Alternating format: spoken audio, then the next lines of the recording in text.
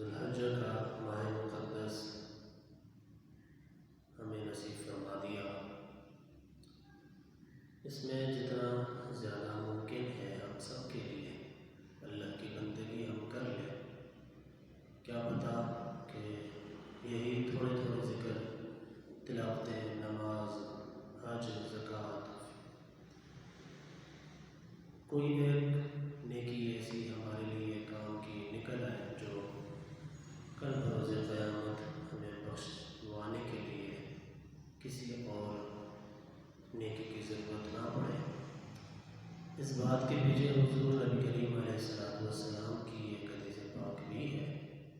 آپ نے فرمایا کہ کبھی بھی کسی نیکی کو چھوٹا سمجھ کر ترک نہیں کر دیا کرے، اور کبھی بھی کسی چھوٹے گناہ کو چھوٹا سمجھ کر نہ لیا کرے۔ ایسا نہ ہو کہ یہ چھوٹی نیکی کل تمہارے لیے تمہارے لیے بخشش کا سامان بن جائے، اور یہی چھوٹا گناہ کل تمہارے لیے وبال جان بن جائے۔ ذوالحجہ کا ایام الحمدللہ جاری ہے، اور قربانی کے مسائل بہت سے لوگ پوچھتے ہیں، ہم وقتاً فوقتاً جواب بھی دیتے رہتے ہیں۔ علماء کرام اور اپنے اساتذہ کی مشاورت اور ان کی نظر دعا کے بعد، میرے جتنے کلاس فیلو ہیں ان کی مشاورت کے بعد انشاءاللہ اللہ کے حکم سے آئندہ آپ کی خدمت میں حاضر ہوا کروں گا، اور قربانی کے مسائل کے متعلق آپ کی رہنمائی میں خود بھی انشاءاللہ حاصل کروں گا، اور آپ کو بھی اس کی رہنمائی فرمایا کروں گا۔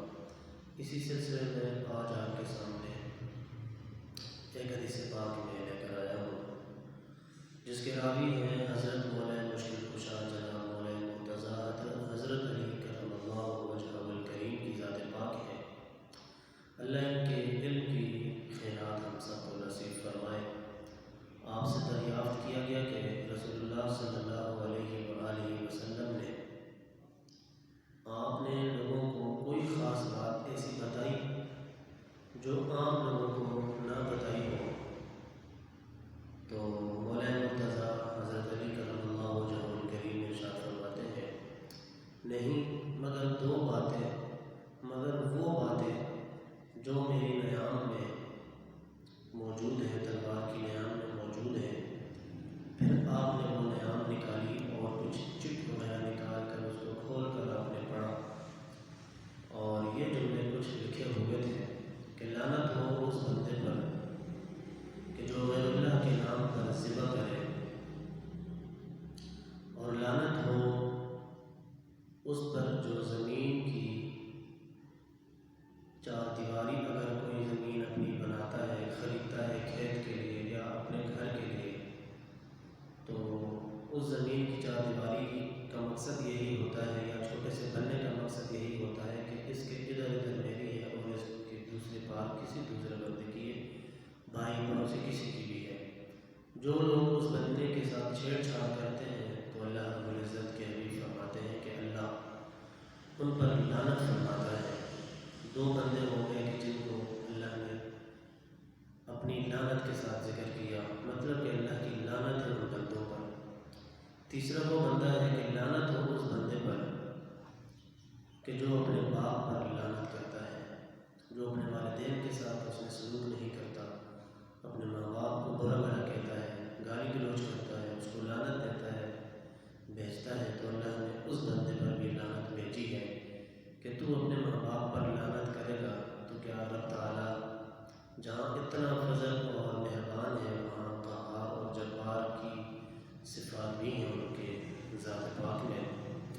چوتھا وہ بندہ ہے کہ اللہ فرماتا ہے کہ لعنت ہے اس بندے پر جو بد مذہب کو بنا دیتا ہے۔ اس حدیث پاک میں ساری باتیں ہی سیکھنے کے لائق ہیں، لیکن ایک بات یہ کہ غیر اللہ کے نام پر ذبح کرنا، قربانی کا ایک ماحول ہے قربانی کا، تو یقیناً بہت سے قصائی، خصوصاً ہر علاقے کا اپنا اپنا کلچر ہوتا ہے۔ کراچی کا ماحول میں نے دیکھا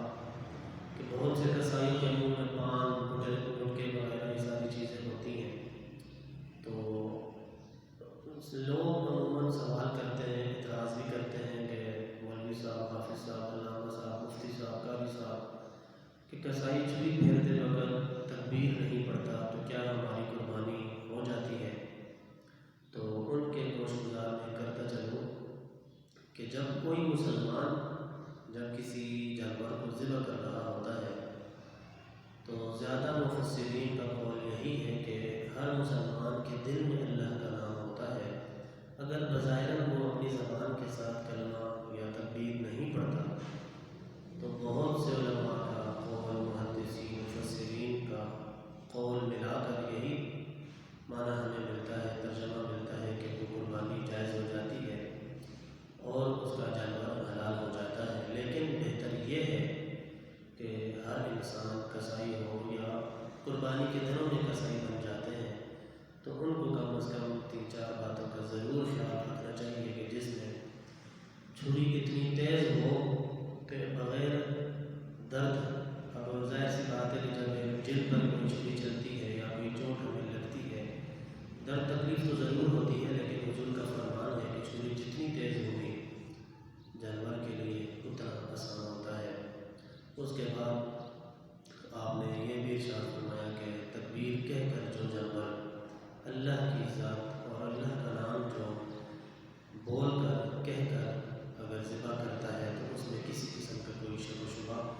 नहीं रहता। अल्लाह रब्बुल इज़्ज़त हम सबका हामी नासिर हो। अस्सलामु अलैकुम।